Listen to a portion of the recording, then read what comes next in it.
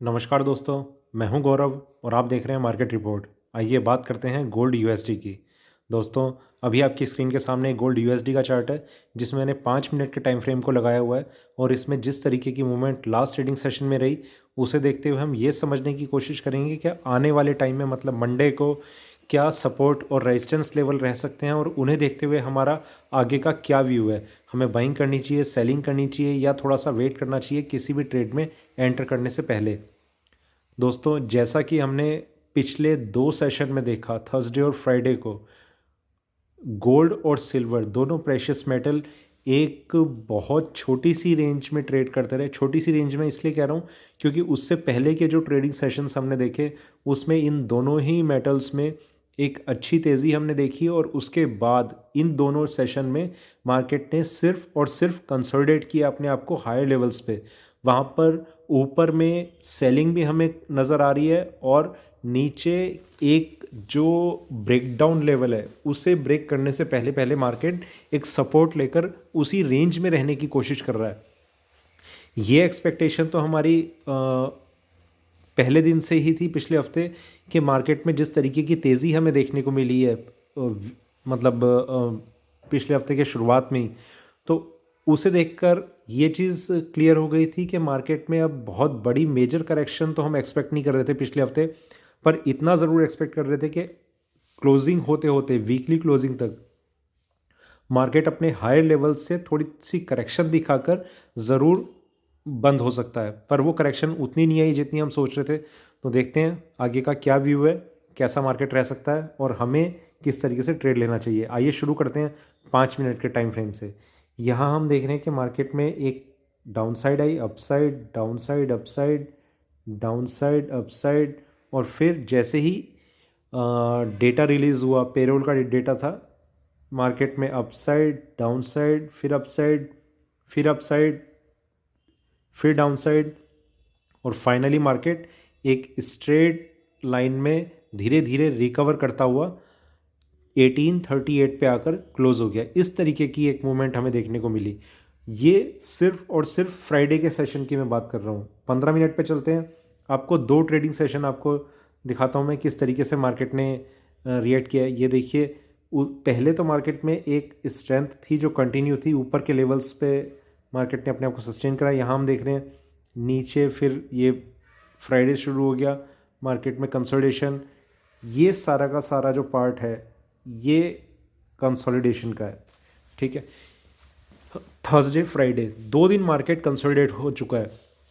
जब इतनी छोटी सी रेंज में मार्केट 2 दिन के आसपास कंसोलिडेट हो जाए, आप ये समझ के रखिएगा कि तीसरा जो दिन है वो मतलब जितना टाइम उसे लग चुका होगा उस कंसोलिडेशन में, उसके बाद जितना जब भी मार्केट उस रेंज को ब्रेक करेगा तब वो उसके लिए या तो एक अप ट्रेंड का मार्केट होगा या डाउन ट्रेंड का मार्केट होगा। तो बहुत ध्यान से आप ट्रेड कीजिए। कोई भी अप ट्रेंड अगर इसमें कंटिन्यू होता है, सबसे पहली चीज़ कि उसे उस प्राइस को ब्रेक करना पड़ेगा जो इसने अभी तक हाई लगाया हुआ है। हाई क्या है? 1848। इसके ऊपर थोड़ा सा करीब करीब मेरे ख्याल से 1851 तक मार्केट के जाने के चांसेस हो सकते हैं, ठीक है। वहाँ तक जाने के चांसेस हैं, वहाँ से एक करेक्शन आ सकती है। उस वहाँ तक जाने के चांसेस मैं क्यों कह रहा हूँ, क्योंकि ये एक ट्रेंड लाइन है जो इस तरीके से ऊपर की तरफ मूव कर रही है। तो अगर इसमें अपसाइड आती है तो ये यहाँ तक या फिर तब तक ये जितनी एक्सटेंड हो चुकी हो वहाँ तक के लेवल्स टच करने की एक्सपेक्टेशन मार्केट में बनी हुई है। वहाँ से मार्केट ऐसे ऊपर जाके फिर नीचे गिरना शुरू होता है और इस रेंज को मार्केट ब्रेक करता है, तो इस प्राइस पे आपके लिए सेलिंग की एक बहुत अच्छी एक अपॉर्चुनिटी हो सकती है। या फिर अगर ऐसा नहीं होता तो जिन लेवल्स को अभी हम डिस्कस करेंगे वो आप ध्यान रखिएगा, बहुत इंपॉर्टेंट लेवल्स होने वाले हैं आपके लिए।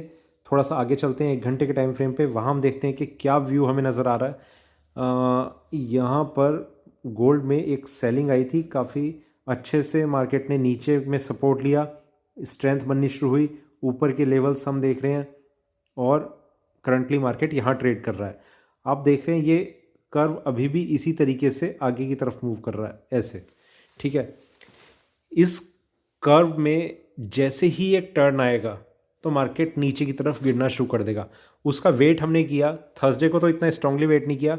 उम्मीद ये थी कि फ्राइडे को मार्केट अच्छी करेक्शन दिखा सकता है, पर तब भी वो हायर लेवल्स पे एक काफ़ी स्टेबिलिटी उसने दिखाई, तो मार्केट अभी रुका हुआ है। ऊपर या नीचे में कहाँ जाएगा उसके लिए अभी हम इंतज़ार कर रहे हैं, देखते हैं थोड़ा सा और आगे चल के 4 घंटे के टाइम फ्रेम पे क्या व्यू निकल के आ रहा है। यहाँ पर अगर हम देखें मार्केट में एक स्ट्रेंथ बनी थी करेक्शन $100 की, फिर से वो करेक्शन कंटिन्यू रही, काफ़ी नीचे के लेवल्स हमने देखे 1765, और ये करेक्शन कहाँ से आई थी 1965 से। $200 की एक डाउनसाइड मार्केट में ऑलरेडी आ चुकी है। यहाँ से करीब करीब $80 की एक अपसाइड या स्ट्रेंथ हम मार्केट में देख चुके हैं। कर्व जो है वो इस तरीके से अभी एक फॉर्मेशन ले रहा है ऐसे, ठीक है। ये जो भी थोड़ा सा अगर इस तरीके से गिरना शुरू होता है, थोड़ा सा डायरेक्शन तो शायद इसे मंडे को ही मिलनी शुरू हो जाएगी, पर जो हैवी सेलिंग है वो शायद इतना ज़रूर हो सकता है कि मंडे को ना आए, वो ट्यूसडे को आए। और अगर इसमें ऊपर में जाने की इसमें कोशिश रही तो देखते हैं हम किस तरीके से हम उस चीज़ को फॉलो करेंगे या फिर कैसे हम उसमें ट्रेड करेंगे। थोड़ा सा और आगे चलते हैं एक बार डेली चार्ट्स पे, वहाँ हम देखते हैं कि क्या व्यू निकल के आ रहा है। यहाँ पर हमने देखा पेंडेमिक के बाद मार्केट में एक स्ट्रेंथ थी काफ़ी ऊपर के लेवल्स, और वहाँ से कंटिन्यूसली एक डाउनसाइड हमें देखने को मिली।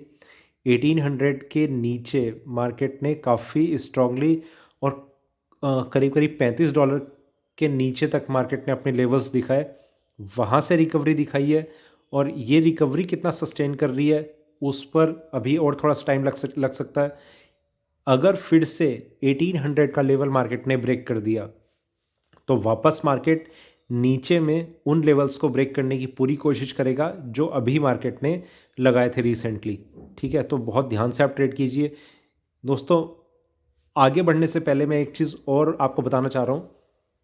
एक चांस ऐसे भी लग रहे हैं अभी चार्ट्स को देखते हुए, क्योंकि जिस तरीके से मार्केट ने ये रिकवरी दिखाई है, तो ये भी हो सकता है कि पूरे दिसंबर में कोई नया लो मार्केट ना लगा पाए, उसके चांसेस रह सकते हैं। उसमें एक हफ्ता तो जो लास्ट का है, जब से मतलब यूएस क्लोज हो जाता है क्रिसमस के बाद से, और क्रिसमस के बाद से मेरे ख्याल से 23 या 24 तारीख से वहाँ पर ट्रेडिंग बंद कर देते हैं वो, तो वो हफ्ता पहले ही ख़त्म है। तो हमारे पास सिर्फ 2 हफ्ते बचे हैं, और 2 हफ्तों में ऐसे चांस रह सकते हैं कि एक फ्रेश नया लो ना लगे। डाउनसाइड जो है वो कंटिन्यू रहनी है। हो सकता है जनवरी के स्टार्टिंग से ही मार्केट एक बहुत बड़ा क्रैश दिखा दे। बहुत सारे ट्रेडर्स तो मुझे ये कह रहे हैं कि जनवरी में एक अपसाइड आ सकती है, मार्केट फिर से एक नई रैली के साथ शुरुआत कर सकता है। तो देखते हैं। अभी तक वैसे चार्ट्स पे इस तरीके के कोई साइन मुझे नज़र नहीं आ रहे हैं, पर जब भी कभी जनवरी की शुरुआत होती है, देखिए वो 1 तारीख से नहीं होती, वो 2 या 3 तारीख से मार्केट में मूवमेंट आने शुरू होते हैं, और बहुत स्ट्रांगली मार्केट रिएक्ट करता है। ये मैं आपको पूरी हिस्ट्री देख के बता रहा हूँ, जैसा मैंने हर साल देखा है कि किस तरीके से मार्केट ट्रेड करता है। तो मतलब कोई भी स्टार्टिंग किसी ईयर की, तो उस टाइम कई बार मार्केट इस तरीके से शुरुआत करता है जैसे अभी 1838 चल रहा है, तो मार्केट में कंटिन्यूसली एक बाइंग बनती रहेगी। जैसे आपने 1 दिसंबर को देखी, वैसे ही या फिर उससे भी ज़्यादा स्ट्रॉन्ग आप 1 जनवरी, 2 जनवरी या 3 जनवरी को देख सकते हैं। तो बहुत ध्यान से आप ट्रेड कीजिएगा। ये कुछ टाइम पीरियड होते हैं जहां मार्केट थोड़ा सा रिएक्ट करता है। उसका रीज़न सबसे बड़ा ये होता है कि यूएस ट्रेडर्स जो हैं वो मार्केट में अपनी इन्वॉल्वमेंट खो चुके होते हैं। तो अब देखिए, जैसे मार्केट में एक चीज़ मान लेते हैं हम, क्रिसमस के टाइम पर जब यूएस मार्केट क्लोज होता है तो मार्केट में हम मान लेते हैं कि ये गोल्ड यूएसडी ये गिरना शुरू हो जाता है। यूएस मार्केट ओपन होगा तो उन्हें ओपनिंग पे ही काफ़ी नीचे के लेवल्स मिलेंगे, तो यहाँ से हो सकता है एकदम से फिर मार्केट रिकवरी दिखाए और ऊपर की तरफ बढ़ना शुरू कर दे। तो इस तरीके का एक मतलब मैं ऐसे सोचता हूँ, हो सकता है ऐसा ना होता हो, पर ये चीज़ मैंने ऑब्जर्व की है, मैं इसलिए आपसे साथ डिस्कस कर रहा हूँ। हमें उन चीज़ों को भूल के भी सिर्फ टेक्निकल्स पे ध्यान देना है, पर ये चीज़ें माइंड में रहती हैं तो थोड़ा सा हम ज़्यादा अलर्ट रहते हैं इन चीज़ों को देखते हुए। ठीक है, तो वापस चलते हैं हम 1 घंटे के टाइम फ्रेम पे। वहाँ देखते हैं कि कौन से लेवल्स अब हमारे लिए आने वाले टाइम में इम्पोर्टेंट हो सकते हैं और हमें किस तरीके से ट्रेड लेना चाहिए। देखिए दोस्तों, मार्केट में एक स्ट्रेंथ आपने देखी, बहुत स्ट्रांग है। ठीक है, 1851 तक के प्राइस नेक्स्ट वीक टच हो सकते हैं, ऐसे चांसेस हैं। और ये प्राइस अगर तब टच हो, वैसे तो अगर आप सिर्फ गोल्ड यूएसडी के साथ साथ अगर आप यूएसडी आईएनआर में भी अगर आप थोड़ा ध्यान रखते हैं, तो ये अगर उसमें कोई भी डाउनसाइड आती है तो इसके टच होने के काफ़ी ज़्यादा चांसेस यहाँ पर रहेंगे। पर इंडियन मार्केट में जो हाई प्राइस है वो ब्रेक होना थोड़ा सा मुश्किल रहेगा। मैं आपको बता देता हूँ मैं क्या कहने की कोशिश कर रहा हूँ, थोड़ी सी अगर कन्फ्यूजन हो। USDINR, इसमें अगर मंडे को थोड़ी सी भी एक डाउनसाइड दिखती है तो MCX में गोल्ड के प्राइस स्टेबल रहने के चांसेस होंगे और यहाँ पर गोल्ड USD में ये प्राइस 1851 तक टच कर सकता है। इस तरीके का एक इन तीनों का एक कोरिलेशन बन सकता है। ठीक है, और ये प्राइस होकर अगर मार्केट थोड़ी सी भी एक डाउनसाइड दिखाने की कोशिश करता है तो आप यकीन मानिए बहुत ज़्यादा नीचे मार्केट जा सकता है, बहुत। और अगर आपको उससे भी ज़्यादा सेफ ट्रेड करना है तो सबसे पहला प्राइस रहेगा 1826। इस प्राइस के ब्रेक होते ही मार्केट में एक डाउनवर्ड ट्रेंड बन जाएगा और आपको फिर कुछ भी वेट करने की ज़रूरत नहीं है। सेलिंग की पोजीशन लीजिए, हाइपर स्टॉप लॉस लगाइए।